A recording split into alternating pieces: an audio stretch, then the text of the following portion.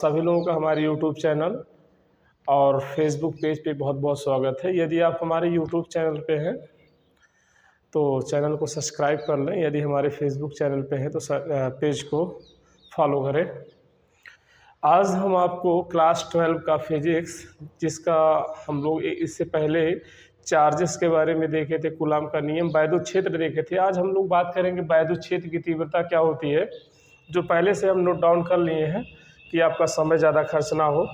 और उससे पहले आज हम मतलब वीडियो स्टार्ट करने से पहले अब हम मोटिवेशनल कोड पे भी बात किया करेंगे, जिससे आप प्रेरित हो सके।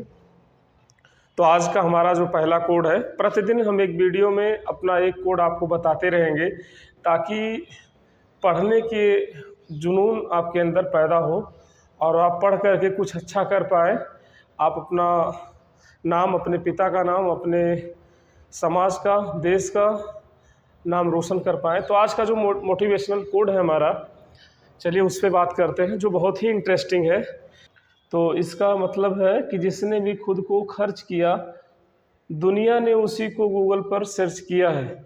मतलब आप यदि नुक्कड़ पे बैठ करके हंसी मजाक कर रहे हैं, यदि आप चौराहे पे बैठ करके अपना टाइम व्यतीत कर रहे हैं, तो ऐसे लोगों को गूगल पर सर्च नहीं किया जाता है। ऐसे लोगों को किया जाता है जो अपने फ्यूचर के लिए कहीं ना कहीं अपने आप को खर्च कर रहे होते हैं।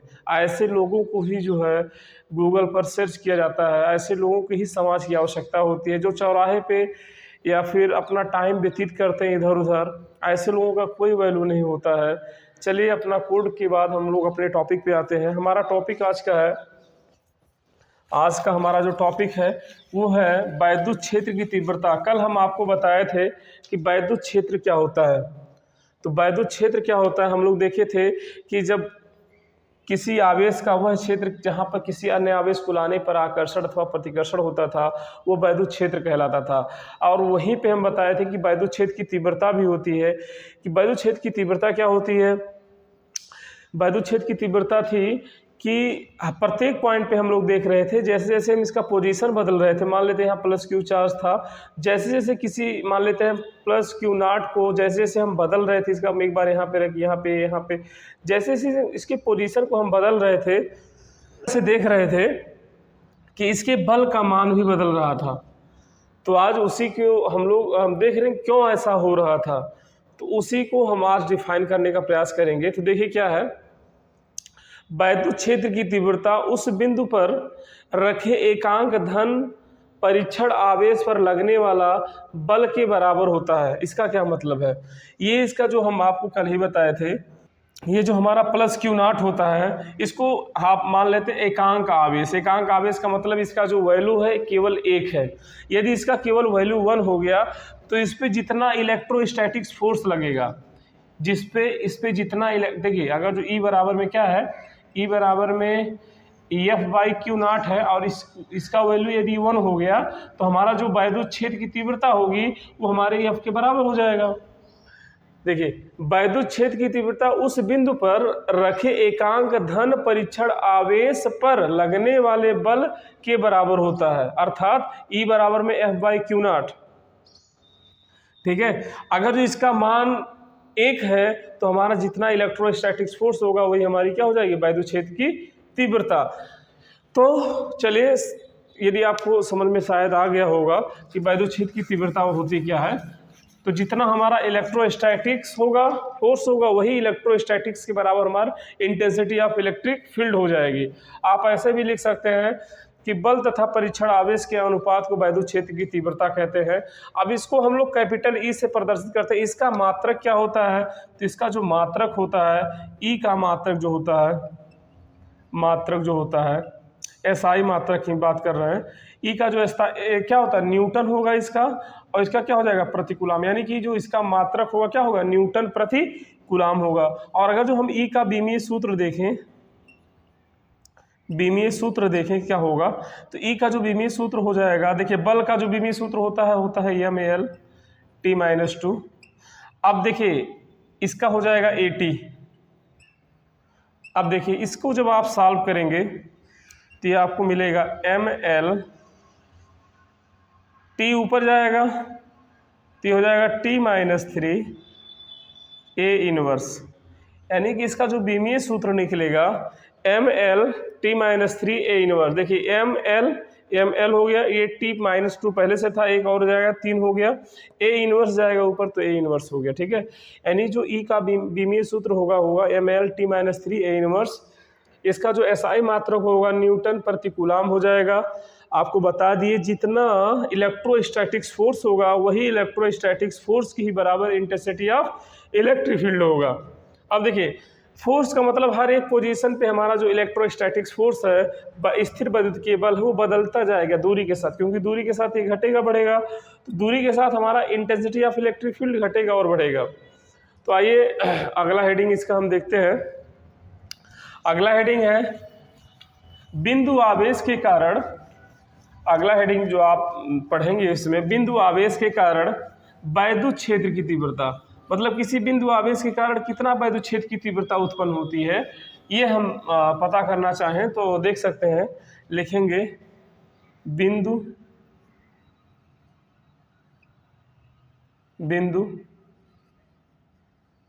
आवेश के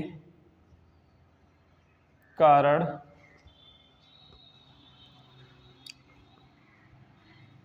वैद्युत क्षेत्र की तीव्रता, ये हमारा हेडिंग होगा कि बिंदु आवेश के कारण वैद्युत क्षेत्र की तीव्रता क्या होती है। पॉइंट हमारा वो पॉइंट है, इस पे हमारा कोई प्लस Q चार्ज रखा हुआ है और इससे हम R डिस्टेंस पे देखना चाहते हैं कि हमारा जो है वैद्युत क्षेत्र की तीव्रता कितनी है। हम इसको मान ले रहे हैं P पॉइंट,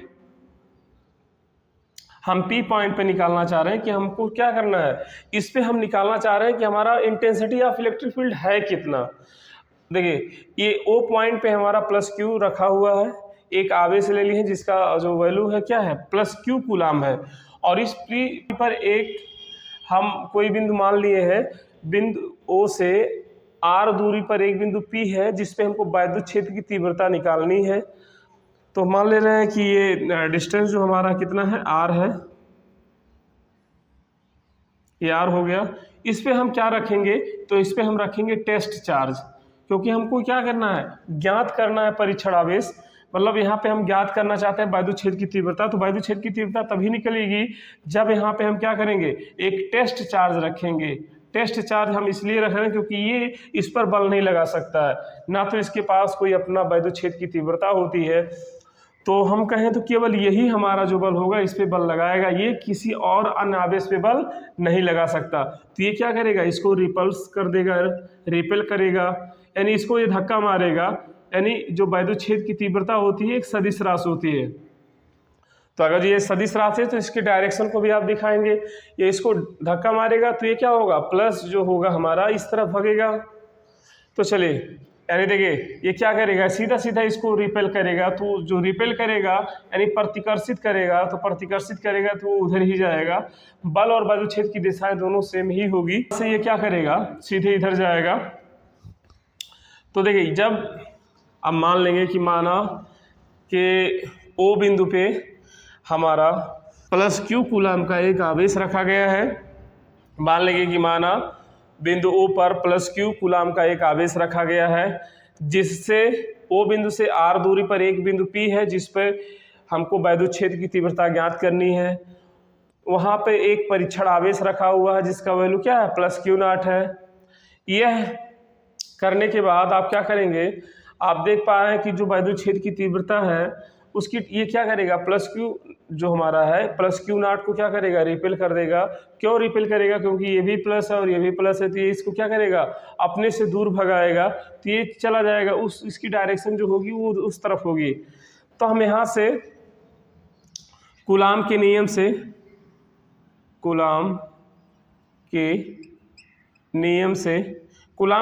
हम सबसे पहले लिखेंगे कि बिंदु O तथा B के बीच में जो वैद्युत बल है वो कितना है।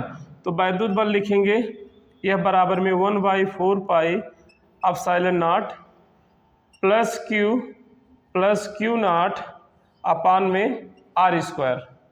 देखिए प्लस क्यू हमारा ये है, प्लस क्यू नॉट हमारा ये है, अपान में इनके बीच में जो दूरी था वो उनका वर्ग।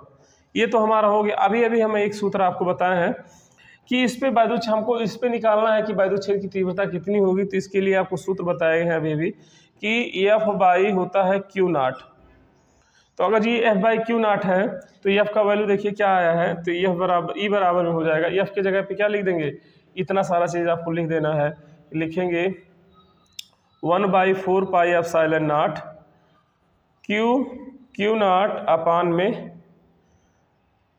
Are square. और देखिए एफ का वैल्यू अभी केवल रखें, अभी ये प्लस क्यू नॉट, तो क्यू नॉट कट जाएगा, तो ई बराबर आपका आ जाएगा 1/4 पाई एप्सिलॉन नॉट क्यू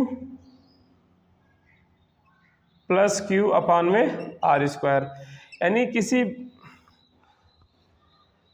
बिंदु आवेश के कारण जो वैद्युत क्षेत्र की तीव्रता होती है कितनी होती है, ई बराबर में 1/4 pi epsilon not q by r square.